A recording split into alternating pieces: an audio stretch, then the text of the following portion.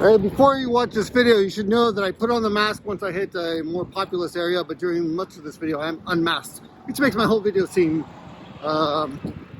hypocritical. Anyway, watch the video. I hope you give me a thumbs up. I appreciate it, the support.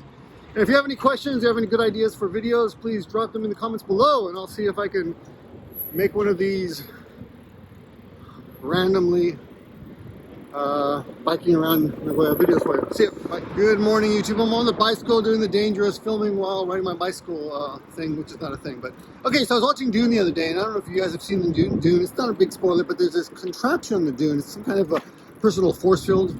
At least I think it is. Correct me if I'm wrong. I only watched it once and not really paying attention. No, it's a good movie. I enjoyed it. Timothy Chalamet, I understand why he's so popular. Anyway, no mic on the thing. I just wanted to spill my guts because I've had no time to make videos to the goddamn kids. You know, guys, every morning is like a fight to get them to school. I understand why some people leave to get cigarettes and then take the wrong turn and never come back. That's from a Bruce Springsteen song. Please comment if you recognize it. Anyway, so in the movie Dune, there is a contraption, some button on the body that turns on a personal force shield. Force shield. No, it's a shield, but it's a force field, and it protects you. So, like, if you're in a knife fight, I guess it deflects the blows a little bit, but you can apparently like push through it. And there's one scene where, okay, spoiler alert coming. Well, nobody dies, but someone gets he gets hit by a dart, but he's got his force shield on, and the dart kind of sinks into it. But that's not really important. The point is, the dart got through, and he was paralyzed for a little while. But here's the thing. When you walk outside, you see he's outside and he realizes that his guards are not answering. So he turns on the force field, right? And that's, you're going to see a crossing guard behind me. It's a crossing guard. So I don't know how they decide, but some intersections have crossing guards and some don't. This is a huge intersection, as you can tell. So here's the thing: the father, Timothy Chalamet's father, I think his name's Oscar or something. When he goes outside and he realizes that his guards are not responding, he turns on his force field and he's ready, right? And I think if we all had that kind of thing, we would all use that, right? I mean, you could just use that all the time to go outside. The reason I'm talking about this is because this is a really long-winded way for me to get to the point. As you probably heard 2 days ago, there was an attack, and I don't really know all the details about this but very young guy, I think it was like in his 20s, maybe 25 or 27 or something. Young guy in Tokyo, dressed as the Joker, very crappy costume, dressed as the Joker, was on the train on Halloween, and he attacked a bunch of people.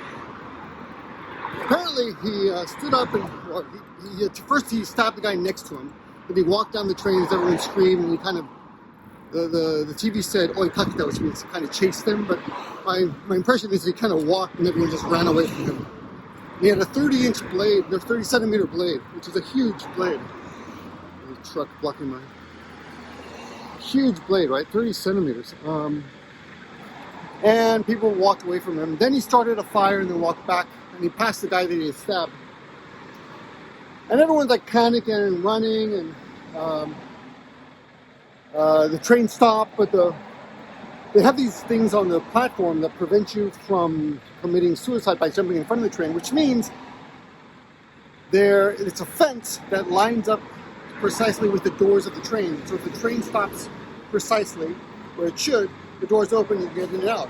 But since the train did not stop where it's supposed to stop because everyone was panicking, it stopped suddenly. As a result of that, the train doors were not lined up with the gates on the fence on the platform, so people could not get out of the train. So remember, there's a fire on the train. There's a crazy guy. Everyone's panicking, and people are opening up the windows and jumping out. And as a result of all this, first of all, no one was killed, so that's a big deal. Nobody died. Okay, that's very important to remember. There's been 2 major knife attacks in Tokyo this year. Another one in August, I think August 29th or so, or 19th, I forget, but 9th maybe, I don't know. Anyway, I think there was a 9 in there somewhere. But in August there was one, and there was another on October 31st. But from those 2 knife attacks, nobody has died. You can't see my beautiful face. No one has died, so that's important to remember. Now, I looked it up, but a couple of facts for you. The reason I'm saying all this is people like panicking on the internet, on that Japanese people and gaijin as well on Twitter. They interview people in the street like, oh, I'm afraid to take the subway now. And some girls on Twitter are like, oh my God, I don't want to take the subway anymore. It's too scary. But I understand that we have a lizard brain, right? A very illogical gut reaction part of our body, which tells us things that don't make any sense and are illogical sometimes. Like, I want to have sex with that girl over there. That's part of your lizard brain. Oh, I'm hungry. I'm just going to eat that. You can't control ourselves. So, because of that, we tend to exaggerate things. I think part of the lizard brain is to exaggerate danger where it doesn't really exist. And this is an example of that, because 8.65 million people take the subway every day in Tokyo, and nobody ever dies on the subway. Even when they're stabbed, they don't die. A whole bunch of people are stabbed, but they didn't die, right? But when you're driving in Tokyo, and the whole country of Japan, 200 people die every month from car accidents. That includes pedestrians, people inside the car, bicycles, all that crap. So if you think about it, it's much safer to be riding inside the subway, or riding in an airplane for that matter, than to be on the subway. No, than to be on the streets. The streets are more dangerous. That's one. So I got distracted by these winding little tiny roads.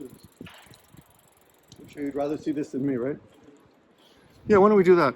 Okay, I think you'd rather see the streets than me. Yeah, I agree. Okay. So, this is a nice street. Oh, they're doing some kind of shooting here. Oh, some kind of film. Oh, sugoi mics. Oh, sugoi. Oh, look at that. I stumbled on a film.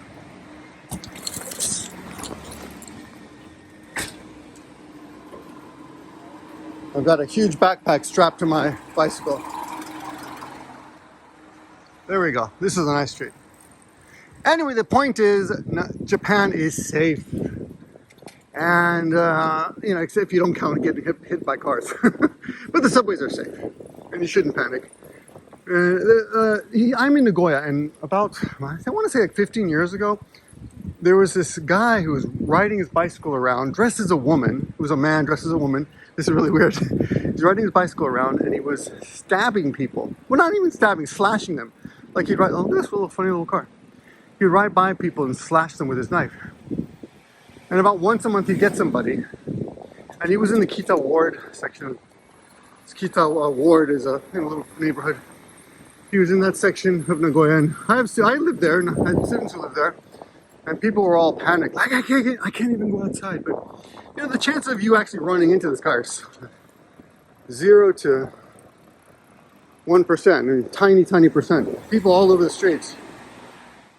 So, but people were panicked, and people stayed off the streets.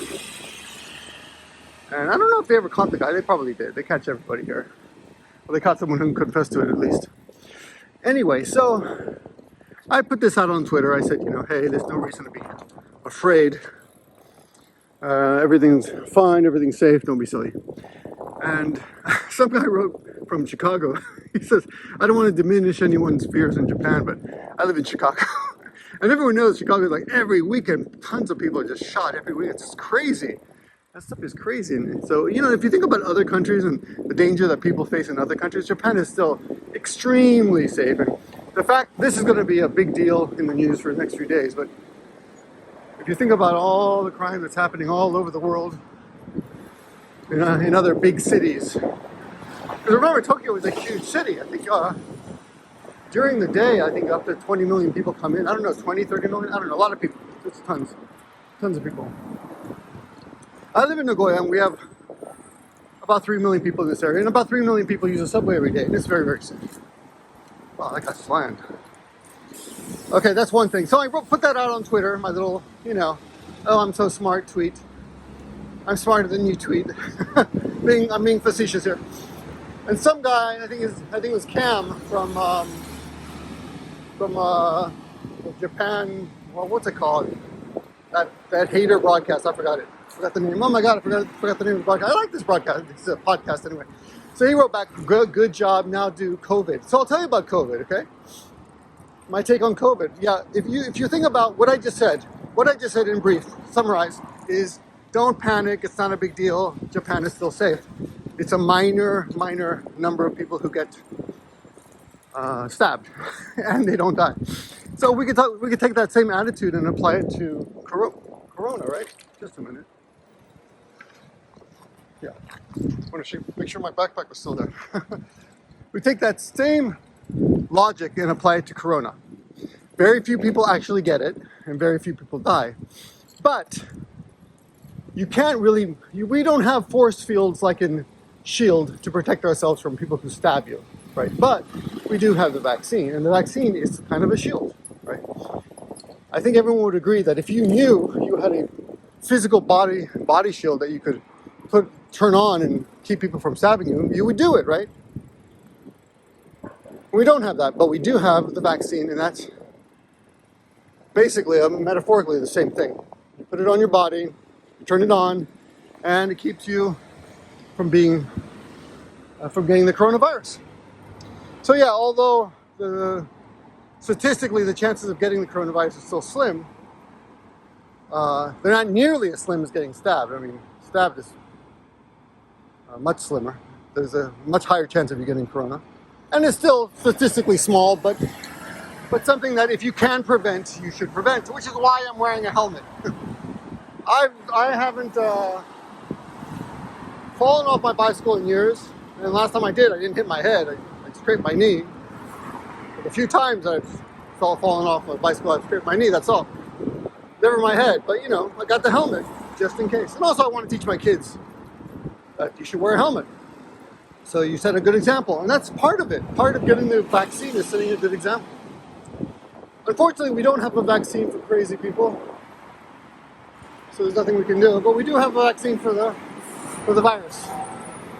So if possible, we should take it and use that force field to protect ourselves and others. Because unlike a personal force field, it only protects you. Getting the vaccine actually reduces the chance of everyone around you getting sick. So, and they did a study recently that says even one person in the family vaccinated reduces the chance of everyone in the family getting sick drastically. So you can look it up. Anyway, that's all I got for you. I'm in Nagoya Station now. I just wanted to put this out there, tell you what I thought about this, and to tell you that if you are thinking about coming to Japan, don't let something like this prevent you. It's really a ridiculous thing to even consider. All right, that's all I got for you. Check out the big buildings, and thanks for watching. I hope you guys will do me a favor and give me a thumbs up on this video, because it took very little work, but still worth your while. I believe I've contributed something to society today. Thank you very much. Bye.